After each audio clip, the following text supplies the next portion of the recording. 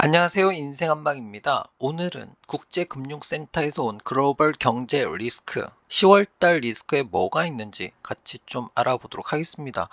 리스크, 위험을 먼저 알고 있으면 대응할 수 있습니다. 그리고 공개된 리스크는 경제에 큰 영향을 끼치지 않습니다. 왜냐하면 대응을 하기 때문에요. 그리고 이런 영상을 올리면 댓글에 분명 이런 분 있습니다. 주식 다 팔아야 된다. 인생 폭망이다. 뭐 이런 얘기 하시는 분들이 있습니다. 경제와 주식은 똑같이 움직이지 않습니다. 그리고 공개된 리스크는 큰 충격을 주지 않습니다. 왜냐하면 인간은 대응을 하기 때문입니다.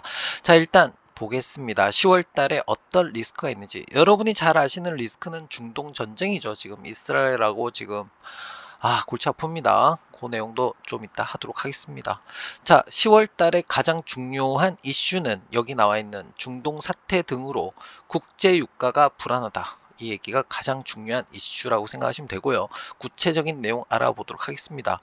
자, 국제금융센터에서 온 정기 보고서 내용입니다. 글로벌 리스크 워치형 10월 달 겁니다. 최신 자료니까 참고하시면 좋을 것 같아요. 주요 산유국 감산에 이어 최근 중동 사태 등으로 국제 유가 불안이 확산되는 가운데, 자, 일단 이 문제가 가장 크다라고 생각하시면 돼요. 통화 긴축 장기화와 고인플레이션 등에 대한 경계감도 지속되고 있다. 통화 긴축 장기화, 이거는 뭐냐 하면 고금리의 미국 연준이 계속 유지할 것이다 이 얘기죠. 그 다음에 고인플레이션에 대한 경계감은 뭐냐면 국제 유가가 다시 올라가잖아요. 그럼 뭐 한다고? 인플레이션이 계속 올라갈 수 있다, 이런 얘기입니다.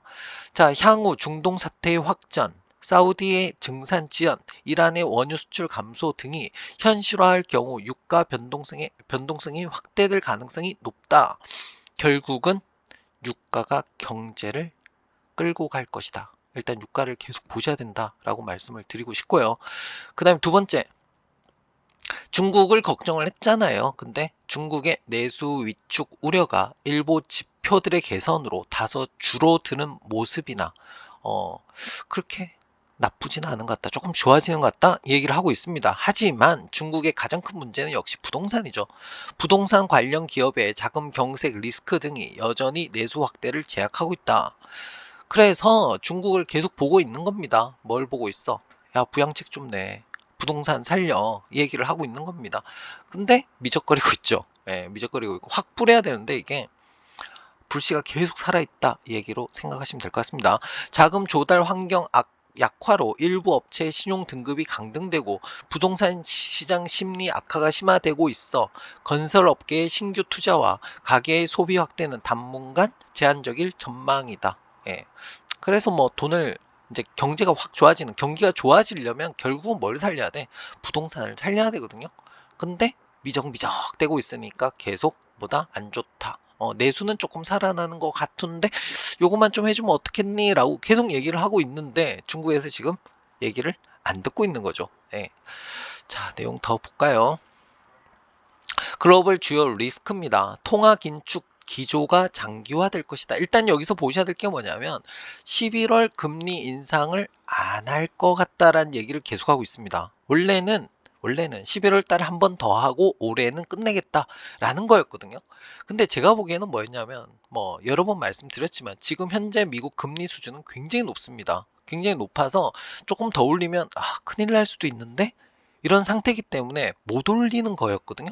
그래서 계속 뭐 할 거야? 올릴 거야, 올릴 거야, 올릴 거야. 이렇게 얘기를 하고 있었고, 근데 11월에는 올리겠다라고 얘기했는데 지금 현재 얘기는 뭐냐면 11월에 안 올릴 가능성이 높다라는 얘기를 하고 있어요. 왜? 더 올리면 안 될 것 같다. 이유는 뭐냐면 미국의 지금 예금이 계속 줄고 있어요.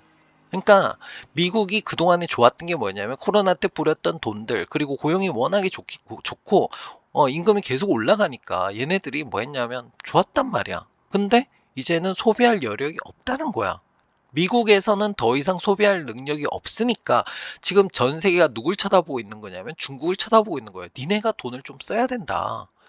이제 다 떨어졌다, 총알이. 이 얘기를 하고 있는 건데 중국은 지금 뭐 하고 있어?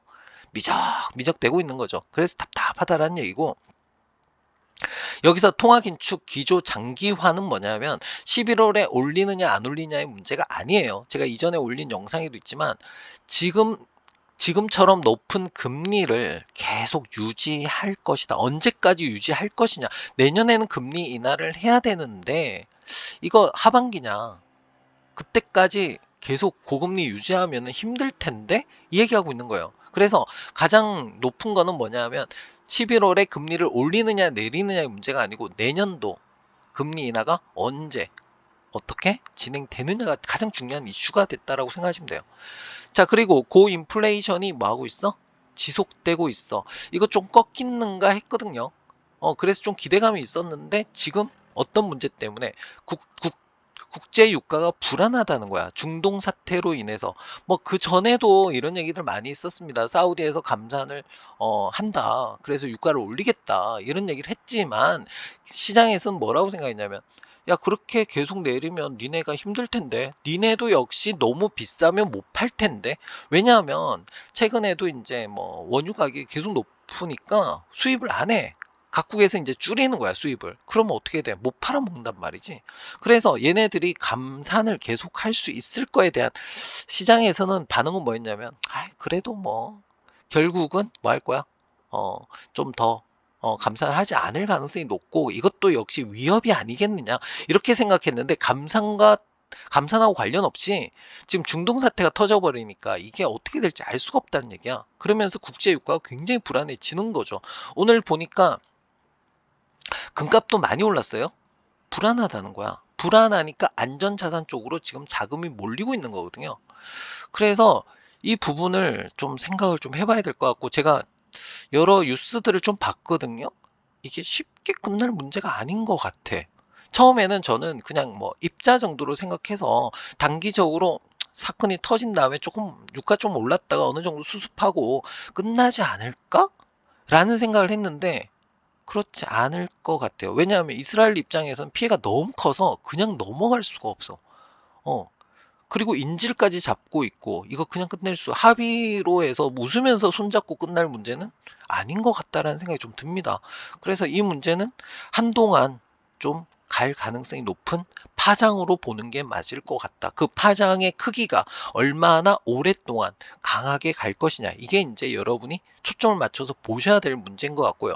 여기서도 뭐라고 돼 있냐면 위험이 갑자기 많이 올랐다. 이렇게 얘기를 하고 있죠.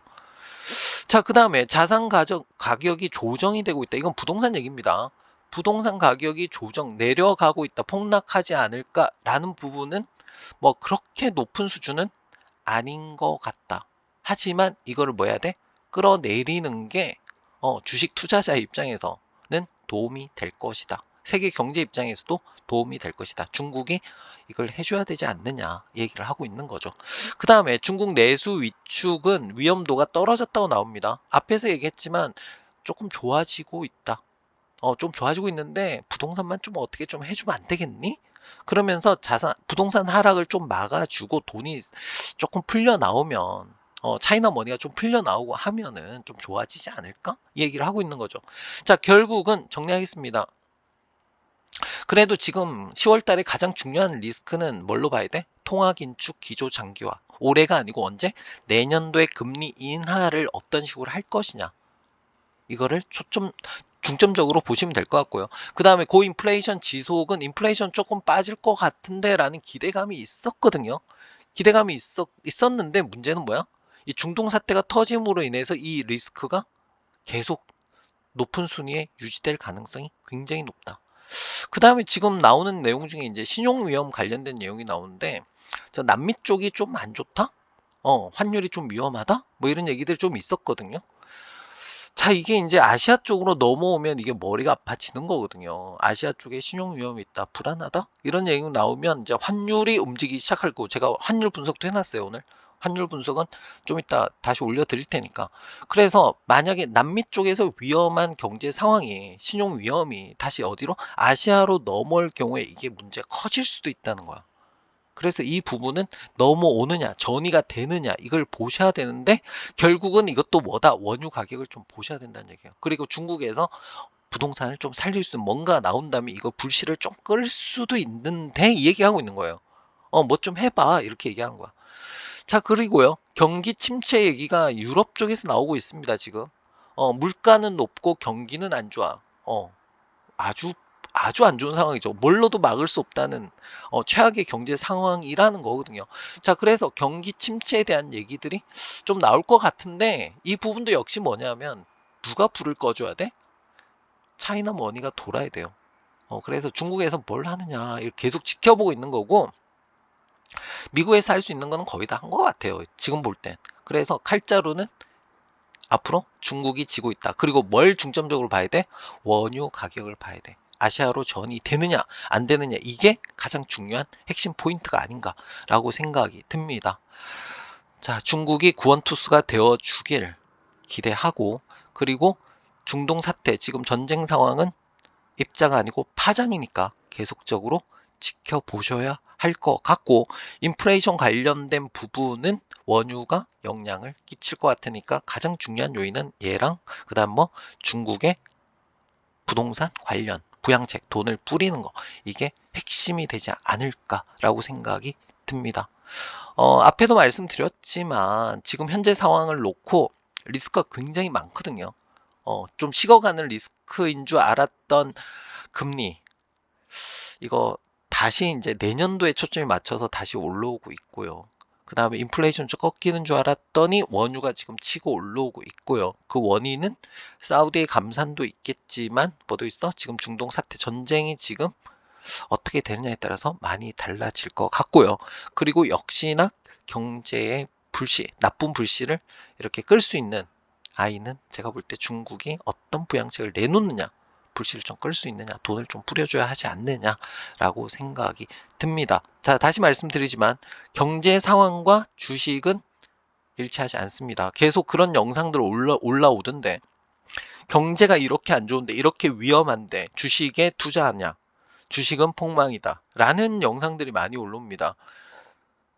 그렇게 생각하고 주식 투자하면 주식 투자 못합니다. 다릅니다. 그리고 앞에서 또 말씀드렸지만 드러난 리스크가 아닐 수도 있다. 어떤 리스크가 시장에 큰 충격을 준다? 드러나지 않은 숨겨진 리스크가 시장에 큰 충격을 줍니다. 그렇기 때문에 뭐 지금 주식 다 팔아야 되냐 이런 얘기는 안 하시는 게 좋고 현명한 투자자라면 여기 나와 있는 지금 글로벌 주요 리스크 10월 달께 어떻게 앞으로 진행이 될 것이냐 그리고 여기서 또 투자의 기회가 있거든요. 어떤 기회를 잡아서 갈 것이냐 이거를 좀 고민하는 좀 긍정적인 투자자의 모습을 보이는 게 더 중요할 거라고 저는 생각이 듭니다.